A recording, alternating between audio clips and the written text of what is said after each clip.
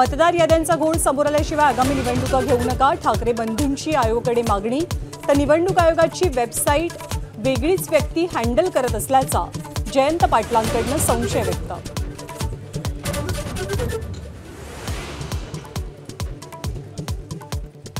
इतके गोंधळलेले विरोधक मी आजवर पाहिलेले नाहीत। निवडणूक आयोगावरती बोट ठेवणाऱ्या विरोधकांवर मुख्यमंत्र्यांचा निशाणा।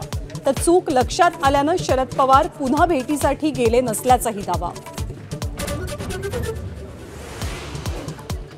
गडचिरोलीमध्ये जहाल नक्षलवादी भूपतीसह 60 नक्षल्यांचं आत्मसमर्पण। छत्तीसगडमध्येही 50 माओवादी शरण। तर माओवाद संपुष्टात येत असल्याचा राज्याच्या मुख्यमंत्र्यांचा दावा। तब्बल 15 वर्षांनंतर सोलापूर मुंबई विमानसेवेला प्रारंभ। मुख्यमंत्र्यांच्या हस्ते उद्घाटन।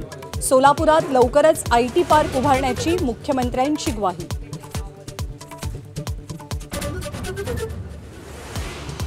मुंबई एसटी बँकेच्या संचालक मंडळाच्या बैठकीत तुफान राडा।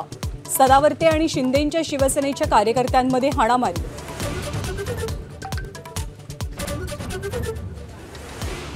बाबासाहेब पाटलांनी आजारी असल्यानं गोंदियाचं पालकमंत्रीपद सोडलं। अजित पवारांचा दावा। तर प्रफुल्ल पटेलांच्या नाराजीमुळे पालकमंत्रीपदावर पाणी सोडावं लागल्याचीही चर्चा। दिल्लीमध्ये यंदा फक्त 2च दिवस फटाके फोडण्यास परवानगी। केवळ ग्रीन फटाके सकाळी 6 ते 7 आणि रात्री 8 ते 10 दरम्यान फोडता येणार।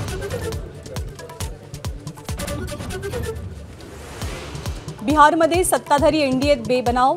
चिराग पासवान यांच्या 13 जागांवरती भाजप आणि जेडीयूकडनं उमेदवारांची घोषणा। तर नितीश कुमारांना मुख्यमंत्री पदाचा उमेदवार घोषित करण्याचा जेडीयूचा आग्रह।